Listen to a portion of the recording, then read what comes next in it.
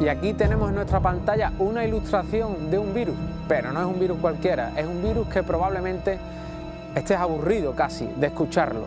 Es el coronavirus. Hoy traemos una mesa espectacular para tratar este tema. ¿Es tan importante como nos venden? ¿Sí o no? Lo vemos enseguida.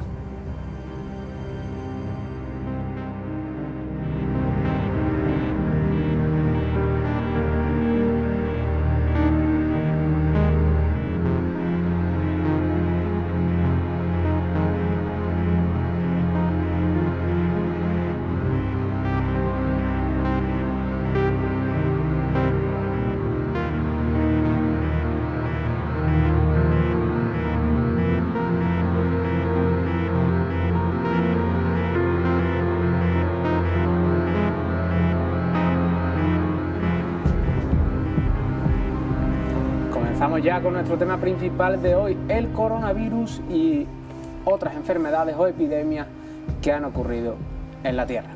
Hoy con nosotros Alfonso Sánchez, que se estrena aquí esta temporada, doctor en biología. ¿Qué tal? Buenas noches. Buenas noches, ¿qué pasa?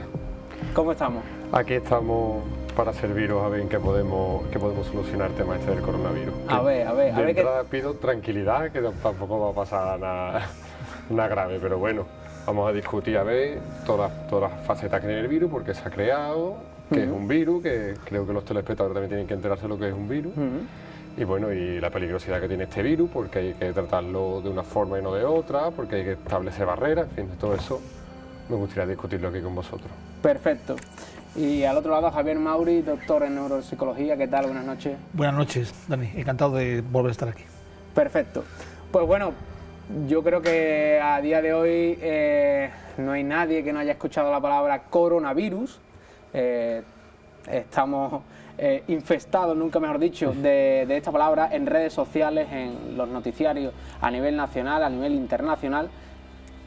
Se ha escuchado ya la palabra coronavirus, pero Alfonso, ¿qué es? Primero, tendremos que hablar antes que nada, de lo que es un virus, ¿de acuerdo? Entonces, ¿qué es un virus? Un virus es una estructura biológica que no llega a ser ni siquiera célula. Es decir, el primer ser vivo que podemos considerar célula ya es una bacteria. El virus no es una célula y, por supuesto, tampoco es una bacteria. Entonces, de hecho, los biólogos tenemos una gran incógnita porque no sabemos si clasificar los virus en seres vivos o en seres no vivos, ¿de acuerdo? Porque para que el virus tenga que reproducirse, tiene que necesariamente, obligatoriamente, infectar a una célula. Si no lo hace, no puede reproducirse. Necesita un cuerpo. Necesita un cuerpo que infecta. Si no, no puede reproducirse. Es lo que llamamos un parásito intracelular obligado. Ese es el caso de los virus. Entonces, virus hay muchísimos tipos, ¿de acuerdo? Pues tenemos el virus de la gripe, tenemos el virus del SIDA, tenemos el virus de la hepatitis, tenemos el virus que causan amigdalitis, no recuerdo, la enfermedad esta de las meningitis, yo qué sé, el virus del resfriado común. Las plantas también tienen virus, el virus del mosaico del tabaco, el virus del mosaico de la coliflor. Usamos, los biólogos que nos dedicamos a la investigación genética molecular, usamos los virus también como vectores, porque como son capaces de llegar hasta el ADN de la célula, pues lo usamos también como vectores. Pero lo importante de un virus es que cuando hablamos de patogenicidad de un virus no podemos nunca mezclarnos con ningún otro ser vivo, entre comillas, porque no sabemos clasificarlo muy bien, si es ser vivo o no vivo. No podemos tomarlo como una bacteria porque, por ejemplo, el tratamiento de una bacteria es totalmente diferente al de un virus. Un virus, una bacteria se trata con antibióticos, un virus con antirretrovirales. Son cosas distintas. Ambos causan enfermedades, unas más graves y otras más leves, pero que sepamos bien lo que es un virus, que es un ente entre vivo y no vivo. Yo personalmente lo clasifico en vivo, porque si es capaz de reproducirse, aunque necesite un hospedador, pero bueno, eso ya cada uno tiene su opinión en el ámbito científico, si es vivo o no vivo. Entonces, y más concretamente el coronavirus. El coronavirus, dentro de los virus, no podemos clasificar los virus, es algo complejo porque hay muchos tipos y los virus pues cambian mucho constantemente. Entonces ya es complicado clasificar bacterias, clasificar virus es mucho más complicado. Pero sí podemos establecer familias. Filovirus es, por ejemplo, el virus del ébola. Virus de la influenza es el virus de la gripe. Y coronavirus es una familia de virus, no es un virus en concreto, sino es una familia de virus que ya se conocía de los años 80-90. En los 90 ya estamos haciendo filogenia, ya vemos de dónde vienen los coronavirus. En los 80 pues fue cuando se empieza a descubrir estos coronavirus. Entonces, o sea, en los 80 ya se descubre el coronavirus. El coronavirus es un virus, o sea, la familia Coronaviridae es una familia de virus con envuelta. Hay virus que están desnudos, que no tienen una membrana celular que los rodea, y otros virus que están desnudos, o sea, son con envuelta o desnudos. Cuando están desnudos es solo una cápsula de proteínas y dentro tiene un material genético. Pues el coronavirus tiene una envuelta celular, una capa proteica y dentro está el material genético. Igual que el virus de la gripe, igual que el virus del SIDA, ¿de acuerdo? De hecho, los coronavirus son los que indirectamente terminan dando también los virus de la gripe, ¿de acuerdo? Conocemos muchos coronavirus ya de muchos casos que ha habido. Por ejemplo, el que causa la enfermedad respiratoria severa, el SARS, ¿vale? Ese es otro tipo de coronavirus. Y el que ha nacido ahora, pues ya le hemos puesto el nombre del 2019 nCoV, ¿de acuerdo? El coronavirus del año 2019. O sea, que ya se conocía el coronavirus, no es algo nuevo. Los virus van mutando y van surgiendo nuevos virus, igual que surgen las bacterias. No lo he dicho, el coronavirus... Van evolucionando, entiendo, ¿no? Exactamente, cambian constantemente, eso es evolucionar.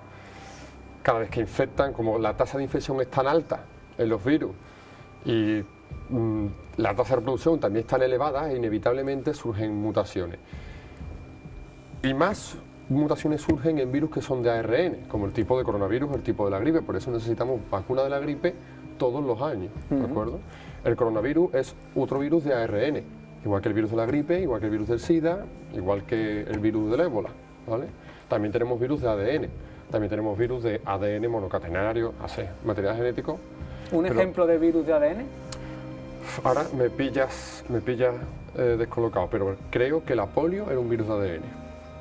No estoy seguro, pero vamos, si se meten en Wikipedia sale directamente virus de ADN, sale una lista de virus de ADN, eso está clasificado. Aprenderse el material genético de cada virus es una locura, porque cada virus tiene su material genético, su forma de replicarse, es complicado. Pero sí es verdad que los virus de ARN tienen una tasa mayor de mutación, o sea, cambian más rápido. Perfecto. Una de las cosas que más preocupa a la población y que, bueno, pues quizás haya todavía alguien que no lo sepa, ¿cómo se propaga este virus y cómo pasa a las personas? Las vías de propagación del virus del coronavirus son las mismas que la de la gripe común o de cualquier resfriado común, es decir, contacto y aire. El contacto físico es la forma más inmediata de pasarlo. De hecho, si hablamos de gripe, no sé si a lo mejor los espectadores o vosotros, la vacuna de la gripe no evita la gripe al 100%, tiene una efectividad del 50-60%, ni siquiera es del 90% como esperamos. Claro. La mejor forma de evitar el contagio de gripe es lavándose las manos. O sea, que la gripe y el coronavirus le pasa exactamente lo mismo, por contacto directo, por el aire en menor medida, pero sobre todo el contacto directo. Es la forma que tiene este virus de transmitirse. Se descubre en China, ¿no? Si no... en los años 80 no lo sé. Pero no, ahora. Ahora ha sido en China. Coronavirus, esta cepa, ha salido en Wuhan. Eso es.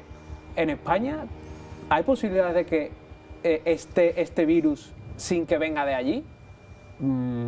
Que se dé la misma mutación de un virus en dos sitios distintos es algo estadísticamente poco probable. Puede pasar. O que incluso que se dé una mutación distinta, que una letalidad o con unas características similares a la del coronavirus de allí. Pero que se dé la misma mutación en dos lugares distintos es complicado. Sí es verdad que aquí en España tenemos pocos casos de coronavirus. Para que se dé una mutación debe haber infectado, debe haber movimiento de ese virus. O sea, debe ser una persona que haya ido allí, entiendo, que se contagie allí y que vuelva a contagiar, o que directamente venga una persona contagiada desde allí. Exactamente. Pero que surja aquí este virus sin haber estado allí es más complicado, porque además el coronavirus no es un virus que se da frecuentemente en España, es algo que se da además en otras zonas. Es como si aquí surge el ébola de repente. Claro. Una mutación es raro, el ébola se da sobre todo en África. O sea, que tiene que haber contagio, tiene que haber una transmisión para que se dé esta mutación. ¿Y los síntomas de una persona infectada cuáles son?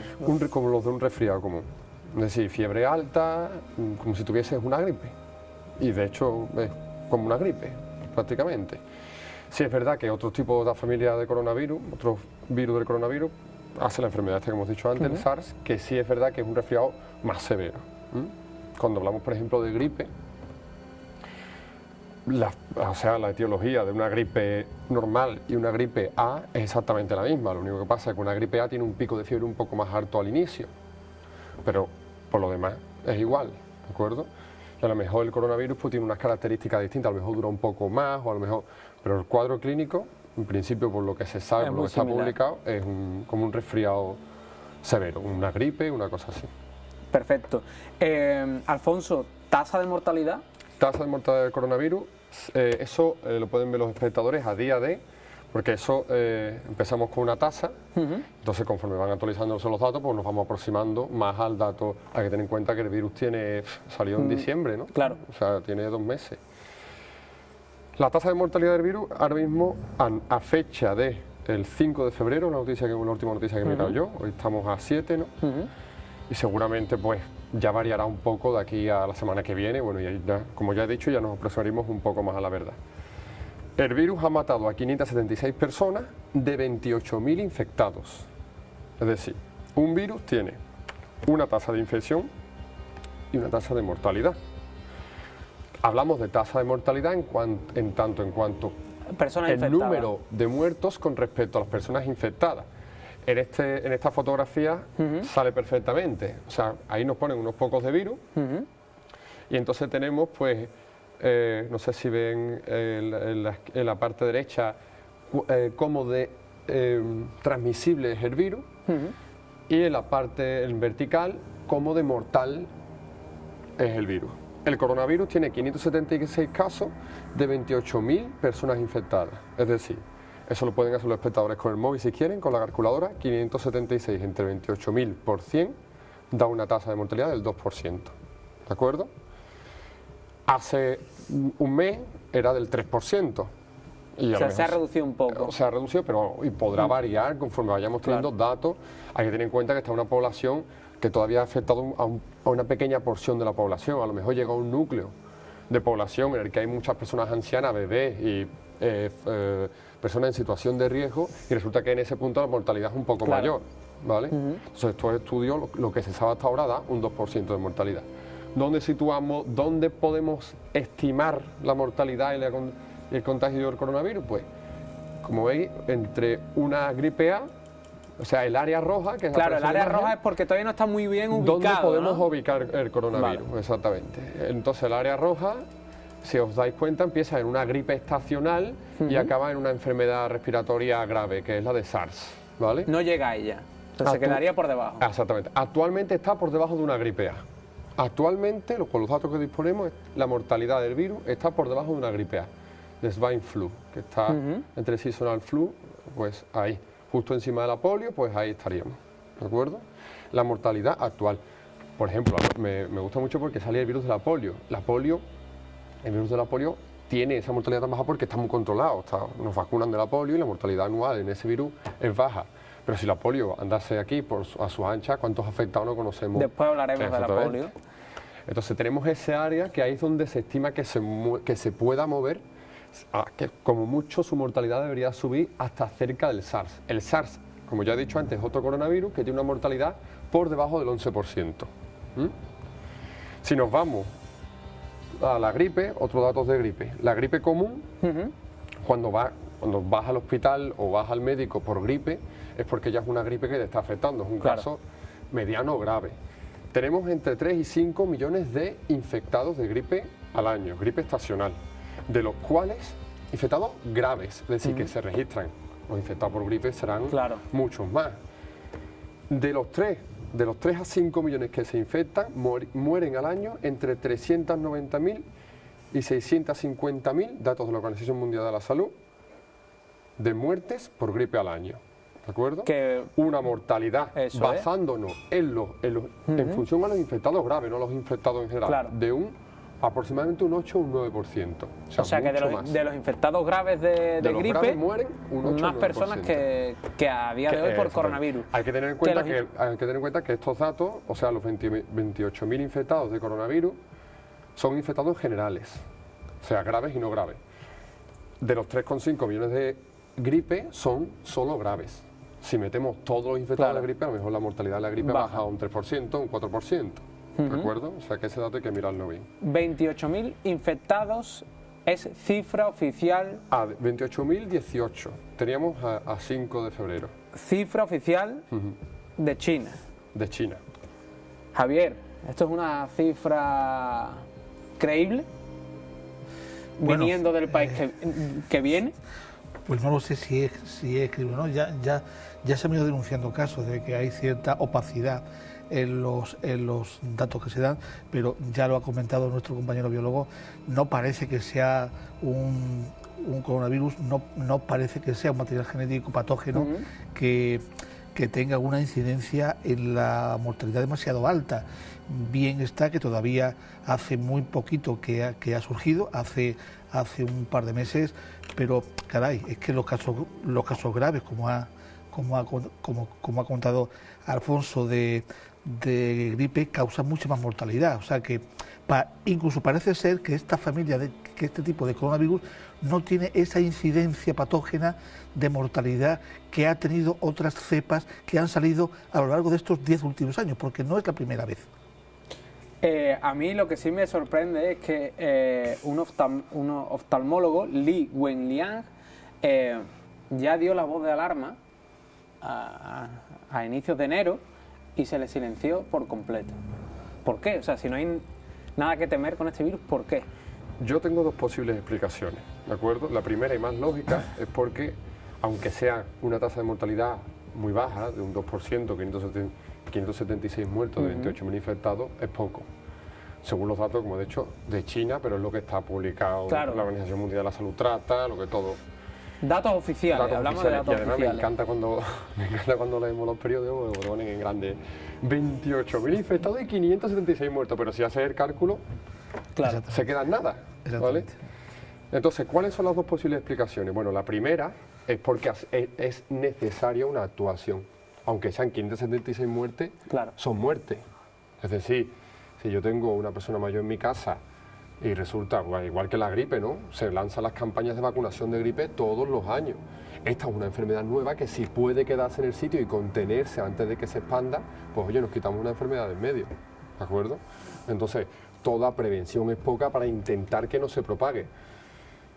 Con la gripe A sucedió algo parecido, o sea, pero lo que pasa es que ya la gripe A ya se ha esparcido y ya hoy en día no se diferencian casos de gripe A de gripe normal, ¿de acuerdo? No es que fuera muy letal, ni mucho menos, pero se intentó erradicar esa cepa antes de que se expandiera. Pues con el coronavirus pasa lo mismo. Intentamos que esto no se extienda, que aunque sean pocas muertes, pero muertes son, oye, cada vida cuenta. Eso por una parte. Y lo segundo es que China es un país eminentemente que se mueve, bueno, es la primera potencia económica ya, no sé si Estados Unidos lo ha alcanzado, yo ahí ya me pierdo.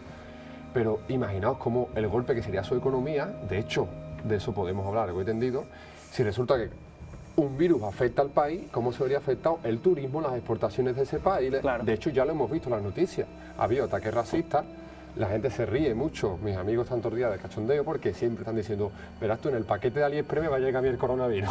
Claro. El coronavirus no va a llegar a ningún paquete de AliExpress.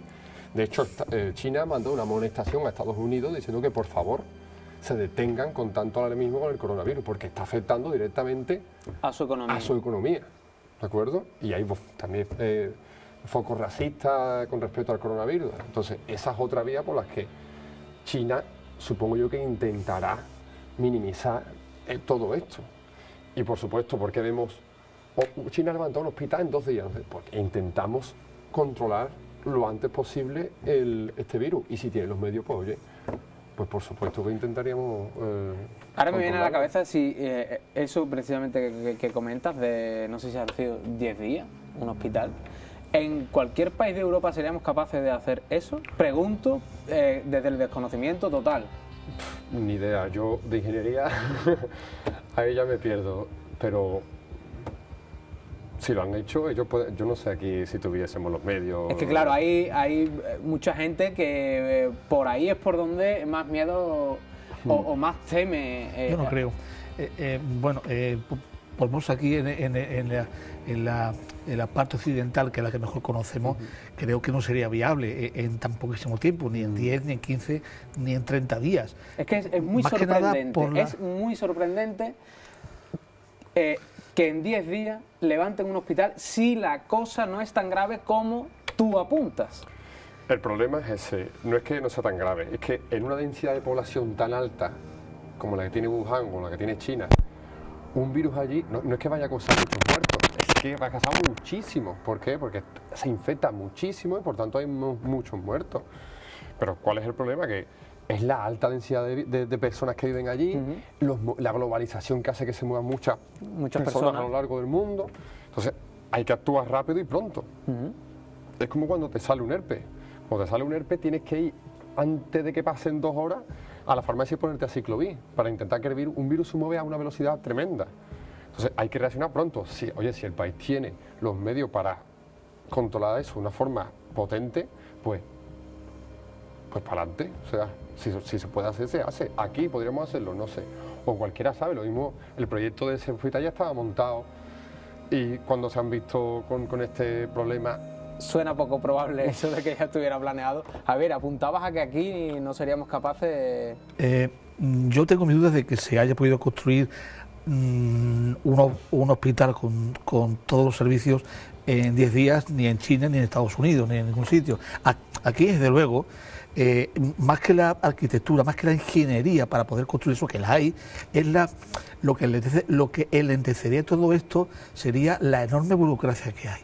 O sea, por mucho que digan que eso se ha ido eliminando con los procesos de digitalización, aquí la burocracia es tan enorme que se tarda más en solucionar todos los temas de los permisos para poder construir que la misma construcción en sí.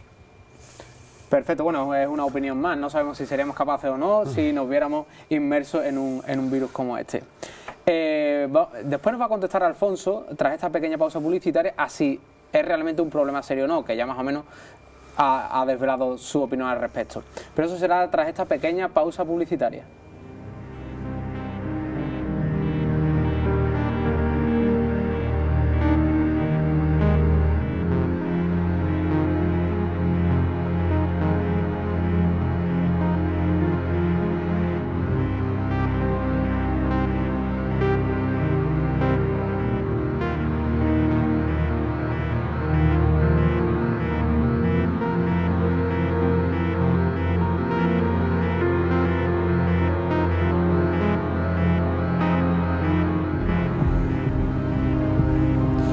Volvemos con Zona Oculta con nuestro tema principal de hoy, el coronavirus. Después hablaremos de otras enfermedades de este tipo, ¿no?, que tanto alarman a la población. Alfonso, nos quedábamos con esa pregunta en el tintero, si estamos hablando de un problema serio para la población mundial o no. Bajo mi punto de vista no es un problema serio para la población mundial, es un problema a tener en cuenta porque es una enfermedad nueva, es un virus y hay que controlarlo. Hay personas hay poblaciones de riesgo, hay cardiópatas, hay enfermos respiratorios, hay personas mayores, ¿de acuerdo? Hay niños que, bueno, pues hay que proteger siempre de estas cosas. Pero, bajo mi opinión, viendo la tasa de mortalidad y viendo cómo se contagia, los síntomas que tiene, no es un problema serio de que no va a ser un virus que va a llegar aquí y va a erradicar a la humanidad, ni mucho menos. Y si quieren lo comparamos con la gripe A en el año 2009. Sí, además que vamos a hablar ahora de la gripe A. Pues eso me encantó, fue muy bonito también en 2009 cuando estalla Tenemos una noticia. El boom de la gripe A, si la pueden poner. Eso es. Eso fue una noticia del año 2009, de mayo de 2009, bueno, que exponía pues que... Ahí vemos la fecha de publicación de la noticia. Que los aeropuertos aislarán los aviones con pasajeros sospechosos de tener la gripe A, ¿vale? Seguramente hubo aviones que se detuvieron, ¿no? O había que mantener ese virus encerrado, digamos, para evitar su contagio. Eso mismo está ocurriendo ahora con el coronavirus. Exactamente, por eso pongo la noticia, porque si comparamos las noticias actuales con las de la gripe A, incluso las de la gripe A podrían haberse tomado un poco más en serio porque su mortalidad es un poco mayor que la de coronavirus. Incluso el coronavirus tiene, ahora mismo, por los datos que tenemos, menos mortalidad que gripe A o el virus H1N1, la gripe porcina. Entonces, ¿qué es lo que pasó en aquella época? Pues que nos bombardearon a diestro y siniestro es una noticia de 20 minutos, pero vamos, habrá más noticias en ABC. Sí, habrá en todos los periódicos, claro. Sí, vais a Hemeroteca 2009, podéis encontrar ahí... Y todos los informativos a nivel nacional abrían con la gripe A. Pues esto fue... Había que vender, a ver, no sé si os acordáis, el Tamiflu, que era el antiviral de la gripe A. Yo, curiosamente, después de esta noticia, en julio me voy a Londres, cojo la gripe A de esa noticia y me encuentro con fiebre en el aeropuerto. Eso fue mi experiencia personal.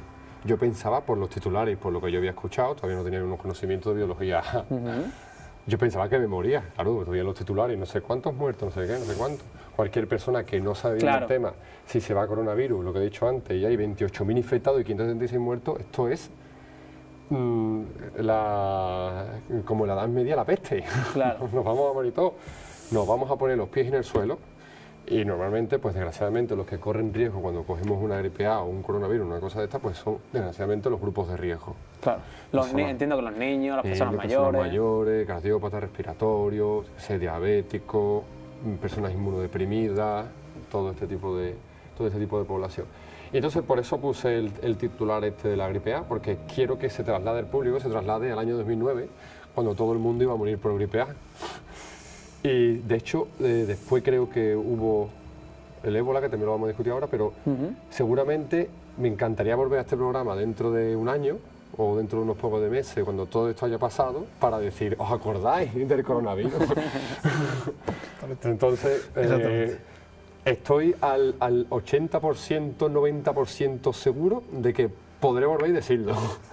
Pero, bueno, dejando aparte la broma, sí es verdad que hay que tenerlo en cuenta en serio. ¿Por qué? Porque no deja de ser un virus, no deja de ser una enfermedad que hay que tratar.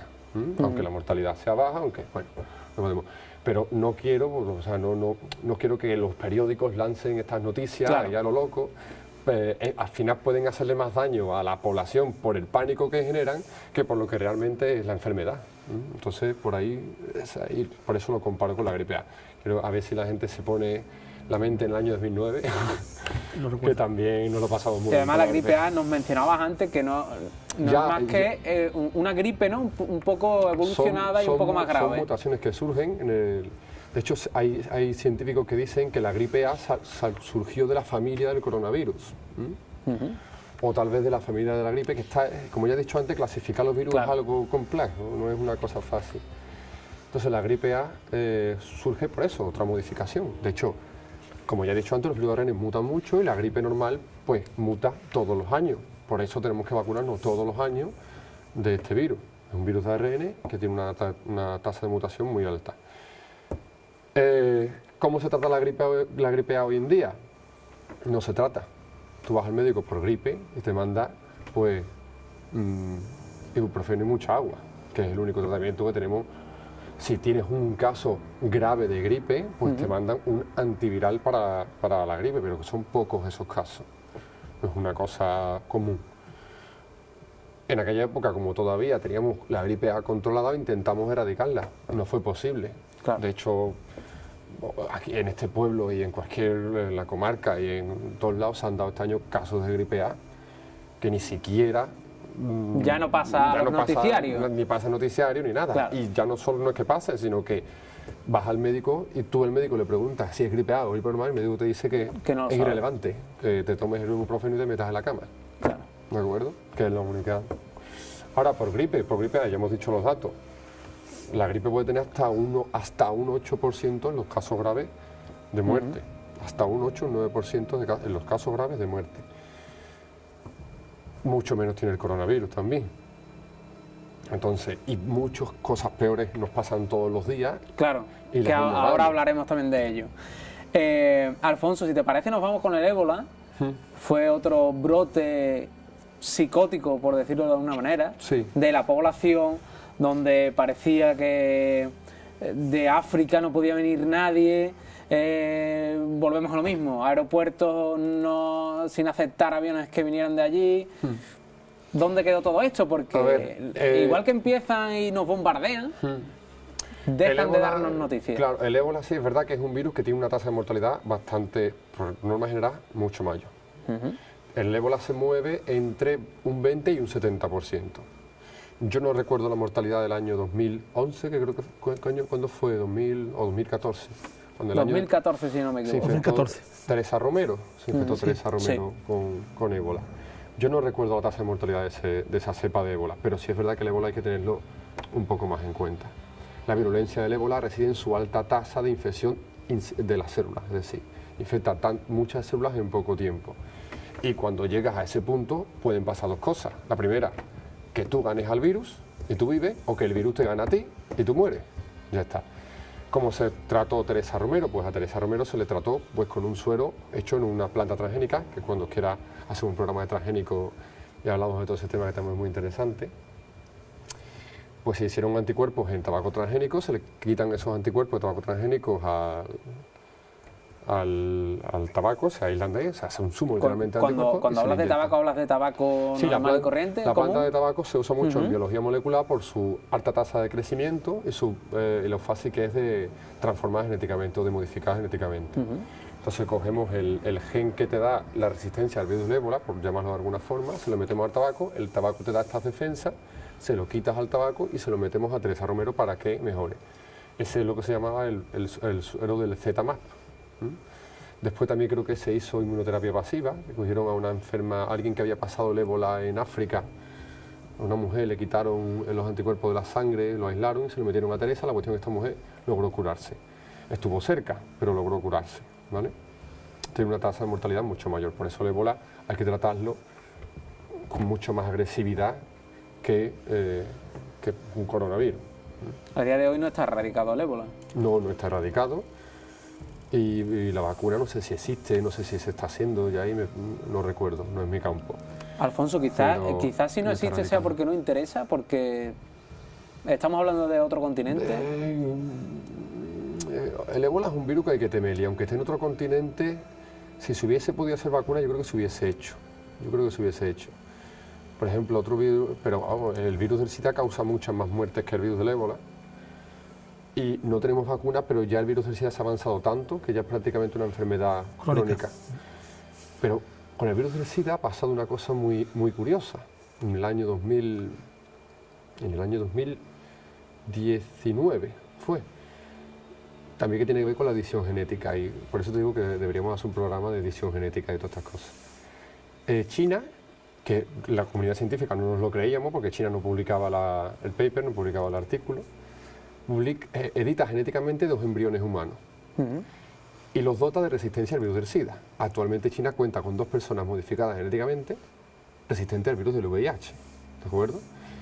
El investigador que lo logra ahora está en la cárcel porque era ilegal. Exacto. Tiene 2 años de cárcel.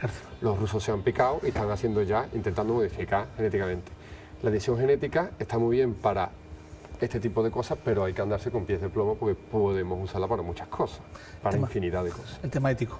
Tema ético. Por eso te digo que eso da para un programa entero. Entonces, volviendo, el virus del SIDA, pues lo mismo. El virus del SIDA, yo creo que además es más fácil, yo creo que erradicarlo ya por medicamento que incluso por vacuna. Una vacuna del virus del SIDA es compleja. El virus del SIDA tiene una retrotranscriptasa inversa, es un virus complejo. Pero da muchas más muertes el virus del SIDA que por ejemplo, el ébola. ¿Por qué no hay vacuna del ébola? Tal vez porque es compleja o el país que más lo sufre por sus medios, pero debería de enfocarse e intentar erradicar esto porque no es un virus para tomárselo a cachondeo, es serio. Yo aquí, de nuevo, nos volvemos atrás en el tiempo, recuerdo ya de más pequeño, el tema de las vacas locas. Sé que no era una enfermedad vírica, era una enfermedad que cogía las vacas y nosotros, o sea, transmitía al humano a través de consumir esa carne. Exactamente. El tema de las vacas locas también quedó o sea, a día de hoy está eso erradicado completamente. No está erradicado. No está erradicado. Lo que pasa es que eso no se extiende como se extiende un virus. ¿De acuerdo? Yo creo que incluso habrá personas que nos estén viendo ahora mismo que no sepan ni que esto existió, claro. Ni lo que es, pues yo te cuento todo lo que tú quieras. A ver, la enfermedad de las vacas locas, la encefalopatía espongiforme bovina, no es un virus, por eso no se transmite por el aire. La enfermedad de las vacas locas se transmite literalmente comiendo carne o comiendo esa proteína que está malograda, digamos. Porque no se ha extendido, no se ha vuelto a hablar del síndrome de las vacas locas?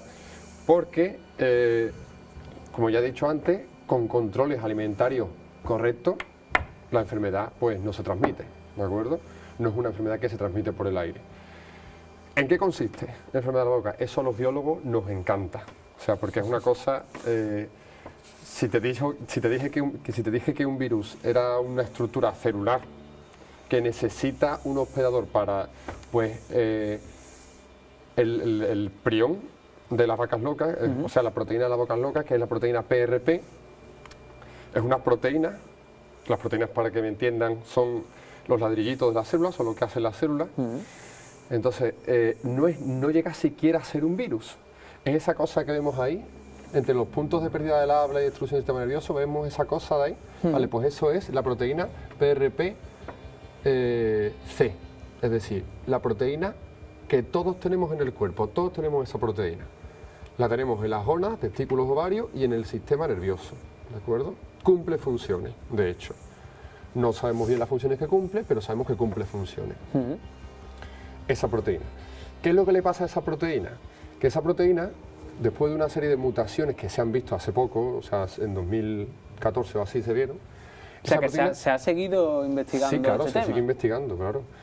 Esta proteína cambia de conformación. Las proteínas están plegadas en el espacio, ¿vale? Están plegadas en el cuerpo para poder cumplir su función. Cuando esa proteína se pliega mal, empieza a aglomerarse, ¿de acuerdo? Claro, ¿cómo se aglomera? Si solo una proteína se pliega mal, ¿cómo es posible que solo una proteína se aglomere tanto? Porque es algo tremendamente curioso en el ámbito de la biología. Cuando esa proteína se pliega mal, obliga a otras proteínas a plegarse mal. Es autocatalítica, es la propiedad esencial de un ser vivo, es la propiedad esencial del ADN, por ejemplo. Esa proteína se pliega mal y a sus compañeras las obliga a plegarse mal. De tal manera que tienes un montón de proteínas mal plegadas y forma unos hilos de proteína que son los que van terminando rompiendo en la masa cefálica. Y se llama encefalopatía espongiforme porque te deja el cerebro literalmente hecho una esponja. ¿De acuerdo? Entonces, ¿dónde surgió eso? Surgió en el ganado bovino y no teníamos ni idea de cuál era el agente patógeno que nos causaba. Ahí, perfecto, eso viene estupendo. Exactamente, eso es el proceso de naturalización de la proteína. Eso no es exactamente lo que... Pero bueno, sí es verdad que es un cambio conformacional de las proteínas. Las proteínas tienen una conformación y cambian la conformación. Y ese cambio de conformación, lo que he dicho antes, al final es autocatalítico y termina dando la enfermedad. Ese es el proceso por el que una sola proteína es capaz de, digamos, entre comillas, reproducirse para dar una enfermedad. No teníamos ni idea. Los biólogos buscábamos, o los investigadores de aquella época, de los 70, 80, buscaban el virus, la bacteria. Pero es que ni encontrábamos virus ni encontrábamos bacterias. Hasta que uno se dio cuenta de que era el mal plegamiento de una proteína lo que estaba provocando una enfermedad. O sea, fue algo... nunca se ha dado un caso parecido a ese. O sea, ha sido una el cosa primero. rarísima, sí. Es muy rara, muy rara, muy rara. Nosotros tenemos unas proteínas que cumplen una función parecida a nuestro cuerpo. Nosotros tenemos un montón de proteínas en el cuerpo, estamos hechos de proteínas. Todas las proteínas, como ya he dicho antes, tienen que tener un plegamiento correcto. Tenemos en el cuerpo unas proteínas que pliegan bien a las otras proteínas, ¿de acuerdo? Tienen esa función. Bien, pues esta lo que hace es plegar a sus compañeras, o sea, las proteínas que son iguales que ella, las pliega mal para así terminar dando esa enfermedad. Y es súper curioso. No lo hace por reproducirse, sino simplemente porque energéticamente es más estable de esa forma. Punto. No tiene ningún... Claro, cuando consumimos de la carne de vaca esta proteína mal plegada y la ingerimos, pues eso directamente empieza ya a plegarnos mal a nosotros las nuestras. Y ya pues se nos da en nuestro caso pues este ¿Y problema. la tasa de mortalidad de...? No te la sé decir. La verdad es que ese dato no lo tengo. Porque eso, la última vez que yo lo investigué fue en el año 2014, 2015. Pero sí es verdad que tampoco era muy... Pero vamos, eso habría que buscarlo, si te digo la verdad. Perfecto.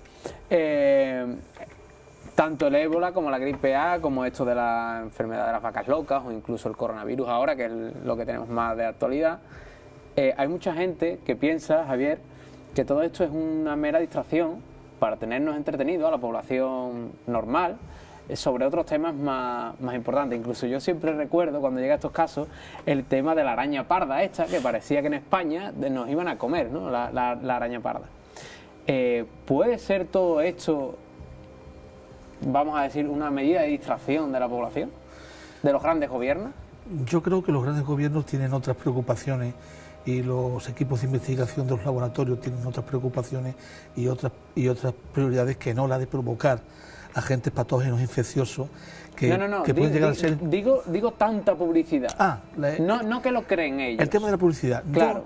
Yo pienso que el tema de la publicidad está basado en algo que los medios de comunicación, los más medios quizás, abusen un poco de eso. La noticia es la imagen del hecho y lo que vende no es el hecho, es la noticia, o sea, la imagen. Y la imagen que están proyectando, más que una confabulación conspiranoica, a mí me parece que es un poco de una pequeña irresponsabilidad. No sé si recuerdas que el gobierno chino está muy obsesionado con el tema de que nadie salga de las casas. Y esto tiene un sentido, que lo acabo de explicar anteriormente muy bien nuestro compañero Alfonso, ¿no? Y es que el contagio se da por vía aérea, por vía ocular también, y, también por saliva, pero cuanto más aglomeración haya de gente, más probable haya que exista mayor número de contagios. Bueno, pues lo único que consiguen los medios de comunicación con exagerar la noticia a los parámetros que la están exagerando es saturar los servicios de urgencia.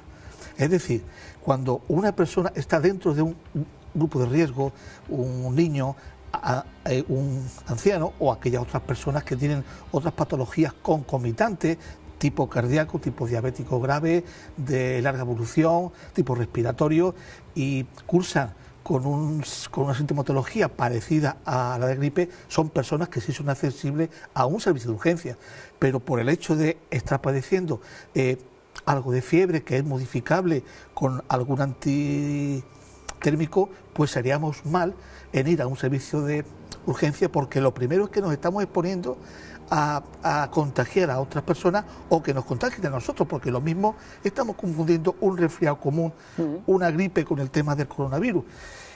Y si tenemos el coronavirus, pues contagiar a otras personas, porque gracias a Dios parece ser que esta cepa del coronavirus no es tan patógena ni tiene tras de sí o va a tener una tasa de mortalidad como otras anteriormente. Pero qué duda cabe que los servicios de urgencia están, pero tenemos que saberlo utilizar. Y los medios de comunicación tienen la responsabilidad de también educar, y es lo que yo muchas veces he hecho en falta. Yo desde aquí hago este tipo de programa, o hacemos este programa en concreto, yo al menos entiendo desde mi punto de vista, para intentar tranquilizar muchas veces a las personas que incluso llegamos a perder los papeles. Y buscando, ¿no?, documentación, llegaba una lista con las 10 causas más mortales en el mundo, ¿no?, a nivel global. Y volvemos a una enfermedad que todos conocemos, por desgracia, todos nos ha tocado de cerca, que es el cáncer en todos sus tipos, ¿no? Es el principal causante de muerte. El tabaquismo, alcoholismo, obesidad o drogas. O sea, estamos hablando que son cosas mucho más cercanas y que, sin embargo, no se le da esa publicidad en... volvemos a lo que decía antes, en informativos y tal. O sea, el coronavirus ahora parece que nos va a comer a todos cuando... Tú mismo has dicho que no es tan importante. Voy a enlazar lo que ha dicho él con lo que está diciendo tú del cáncer, perfecto. porque además a los periódicos no les interesa sacar las noticias aburridas. Hay que vender periódicos, hay que buscar el morbo. Tú que eres psicólogo, pues sabes que lo que vende es el morbo. Y a los el trending topic del momento. Las muertes, vamos a morir todos. Y la gente compra el periódico como churros en la churrería un domingo por la mañana. Entonces, claro, salen esas noticias, los periódicos tienen que vender cosas y se dejan atrás, o si lo publica la gente lo ignora, la noticia es importante. La primera causa de muerte en el mundo es la obesidad y después el cáncer. Entonces, o por ahí andan, ¿no? La verdad es que no te lo sé decir bien. Y curiosamente, el mes de enero ha sido un mes buenísimo para la noticia, para la lucha contra el cáncer. Ha habido dos grandes noticias. La primera, las células CAR-T. Nadie se ha enterado con una célula CAR-T, nadie se ha hablado con una célula CAR-T, pero eso puede curar el cáncer. Estamos hablando que te cogen tus linfocitos, tus células de defensa, los editamos genéticamente y te los vuelven a meter en la sangre. Y ahora, al educarlos para que ataquen al tumor, son capaces de atacar exclusivamente al tumor que has desarrollado. Una posible vacuna contra el cáncer, o sea, un posible tratamiento contra el cáncer, efectivo, casi al 100%, casi al 90%. Y lo más gordo que ha salido, que además lo ha hecho un investigador español que está investigando en Estados Unidos, que es Joan Massagué, ha descubierto los mecanismos por los que se da la metástasis. Es decir, ha abierto una vía de investigación entera.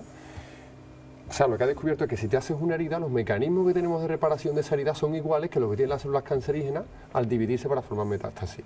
Eso los ha categorizado, los ha descrito él. O sea, que ya podemos inventar cosas para bloquear la metástasis, que al final es la que termina con la vida de un paciente con cáncer.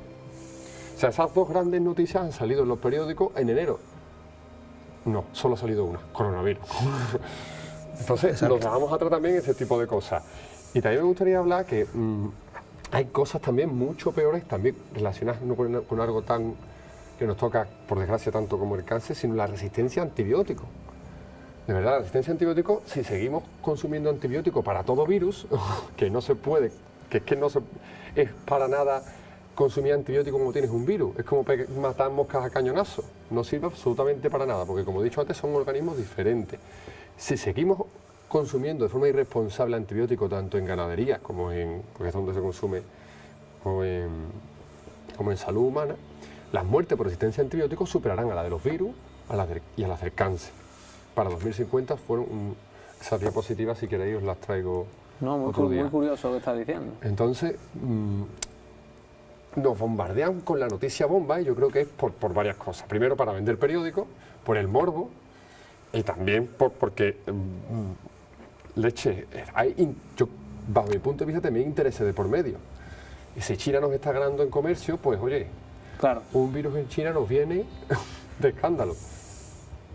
Esas son las vías por las que, pero ante todo esto que nos llega, por favor, tranquilidad, porque hay cosas mucho peores. De hecho, la OMS ya hace tiempo que dio el aviso, la voz de alarma con lo que tú acabas con la resistencia a antibióticos. Con el tema de los antibióticos. El año pasado, no recuerdo si fue el año pasado o el anterior, ya se estaba elaborando un material genético para, porque un antibiótico que cuando te lo introduces no solo mata la bacteria mala, es que toda la flora. Se la cepilla toda. Bueno, pues ya se está elaborando una medicación, no recuerdo el nombre ahora mismo, que únicamente ataca la bacteria patógena, la bacteria negativa. Eso tampoco salió en los medios de comunicación. Fue exactamente lo mismo que con el VIH. En África estaban muriendo miles de personas por VIH. Pero ¿cuándo es conocido el VIH? Cuando mata a Roy Hodgson y cuando muere Freddie Mercury. Es cuando nos empezamos a dar cuenta de ello. África es un gran laboratorio. Y es, por desgracia, tal y como se estaba usando en un pasado y es como se está usando ahora. Nos parece que lo que no sale en televisión no existe. Pues mire usted, aunque no se den noticias del ébola, el ébola sigue matando en África. Javier, teníamos también preparada un top 5, esto que también está muy de moda en internet y tal, sobre las grandes enfermedades que han causado masacre y pandemia durante toda la historia. Yo tengo aquí anotada como que la quinta más importante es esta última que has mencionado, el SIDA, el virus del VIH. Otro virus que se empezó a... Cualquier cosa que tengas que apuntar, Alfonso, por favor, que es el especialista hoy. Sí, por supuesto. Otro retrovirus, porque el virus del SIDA es un retrovirus, se hizo también famoso cuando ya asaltó a las capas más televisivas de la sociedad norteamericana y de la inglesa, pero también se empezó a especular con que era un virus que estaba diseñado en un laboratorio, ¿no? Bueno, ya de todo es bastante conocido la implicación del mono verde, cómo el virus animal se hace patógeno ya para la cadena humana, para la especie humana, pero hay que diferenciar varios conceptos cuatro conceptos que conviene tener claro, porque no es lo mismo una epidemia que una pandemia, que un brote y que una endemia.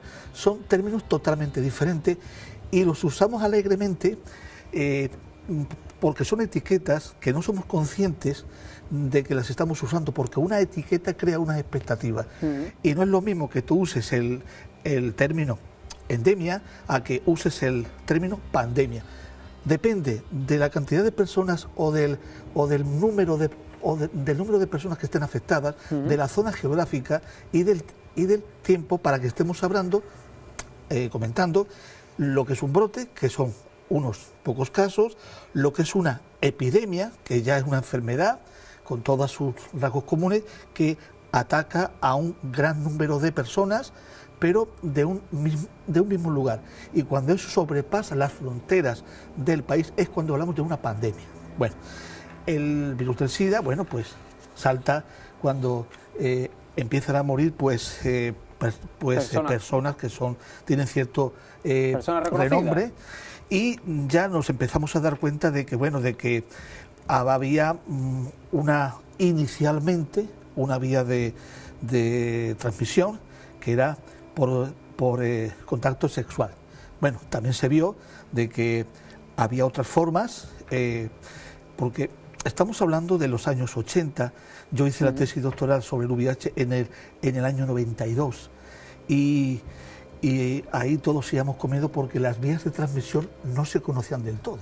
O sea, había pacientes hemofílicos que se les había transfundido sangre, que estaban infectados, pero en aquel tiempo, en el año 90, 91, 92, que la única terapia que había era la AZT, tremendamente hepatotóxica, un único medicamento, imagínate lo que hemos evolucionado hasta ahora, pero cuando desarrollabas el sarcoma de Kaposi, que es una especie de cáncer de piel, no es exactamente un cáncer de piel, cuando desarrollabas eso prácticamente eran 12 o 18 meses lo que te quedaba. Eso sin contar con que no te murieses antes de una tuberculosis pulmonar o de una tuberculosis ganglionar. Efectivamente. Pues el VIH se empezó a investigar qué es lo que se tiene que hacer. O sea, esto no fue diseñado en ningún laboratorio, sino que mientras esto estaba en una aldea, habría brotes, pero no era una epidemia, ni era una endemia, ni era una pandemia. Las cosas se empiezan a investigar cuando esto ya se va repitiendo y va afectando a un mayor número de personas. Pues cuando esto salta, se empieza a investigar y se van desarrollando no una vacuna, como muy bien ha apuntado Alfonso, que es tremendamente compleja y que ya no tiene sentido, sino que hacer que el organismo conviva con este virus, pero que este retrovirus no esté activo, lo que es una enfermedad crónica. Y eso se ha conseguido. Incluso se ha conseguido erradicar. Hay muy poco, creo que un caso o dos se ha erradicado. Lo que sí es verdad que ahora ya se dan casos de personas de VIH que lo padecen pero que es indetectable.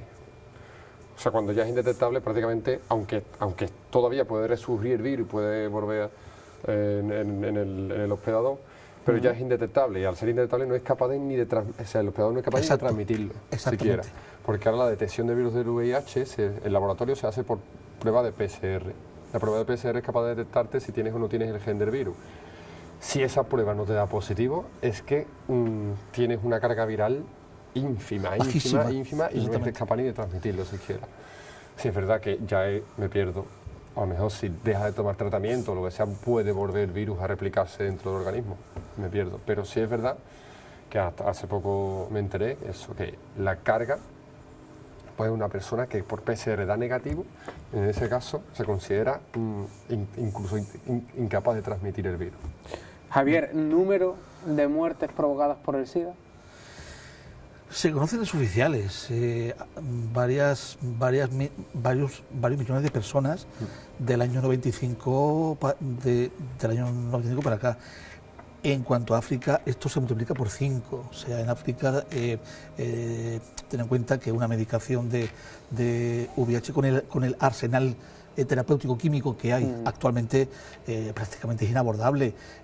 También hay una cosa también importantísima, que del VIH no podemos hablar de transmisiones de riesgo, sino de conductas de riesgo. Ahí el tema sexual, el tema y tal. es un tema que no existe en políticas en muchísimos de esos países, de una planificación, de una protección, de una planificación familiar adecuada, de una protección sexual, de una profilaxis sexual adecuada. Entonces, esto hace que haya unas conductas de riesgo tan desarrolladas, tan frecuentes, que hace inviable que el VIH se frene. Y si a eso unes unas políticas sanitarias que son prácticamente inexistentes, pues lo más esperable es que el SIDA lo hayamos encerrado como el ébola, como tantas otras enfermedades, que el sarampión también fue una epidemia. Sí, lo tengo aquí anotado, como la segunda epidemia más importante de la historia, el sarampión. Sí. Y la más importante de la historia, la viruela. Tengo aquí anotado con más de 300 muertes. Pero ya están controladas por el 300 millones de muertes, perdón, 300 millones de muertes. Pero claro, ya existe vacuna de sarampión, existe vacuna de la viruela. Entonces es una de las luchas que también tenemos desde esta parte de la ciencia. Por favor, vacunen a sus hijos. Vacúnense. Vacunen a sus hijos y vacúnense, porque es que lo que ya se ve por ahí de gente que en España ha vuelto a haber un caso, no sé si era de sarampión o algo así, una enfermedad que se consideraba ya prácticamente erradicada de España, porque una mujer decidió no vacunar a su hijo contra esta enfermedad. Que también causó 200 millones de muertes. O sea, hablamos de que la viruela 300 millones, pero es que el sarampión 200 millones. O sea, es una auténtica bestialidad. Por eso se elaboraron vacunas pronto, por eso se tomaron medidas pronto.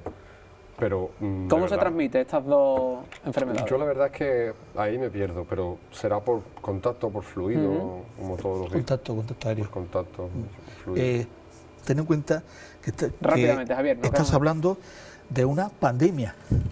La epidemia mayor que hubo en toda la historia, la epidemia, no pandemia, sino epidemia, fue la célebre peste negra del siglo XIV. La Edad Media. Eso mató muchísima gente. Las condiciones de higiene que había no se pueden comparar con las de hoy, pero esa fue la mayor epidemia de toda la historia. Epidemia, pandemia, la viruela. Perfecto, Javier, muchísimas gracias. A ti es un placer, Dani. Siempre. Alfonso, muchísimas gracias por estar aquí y estaremos encantados de que vuelvas a repetir. Muchísimas gracias a ti por darme la oportunidad también de contar todas estas cosas que son necesarias, porque primero, para que no cunda el pánico, y segundo, para que la gente vea cómo los medios son capaces de meternos goles por todos lados y de la necesidad de que la gente divulga la ciencia, de que entienda por qué hay que vacunarse, unas buenas conductas sexuales para prevenir otros virus, el uso responsable de antibióticos y tantas cosas que son mucho más peligrosas y sin embargo pasan desapercibidas. Hasta aquí nuestro programa. La semana que viene mucho más aquí en Zona Oculta.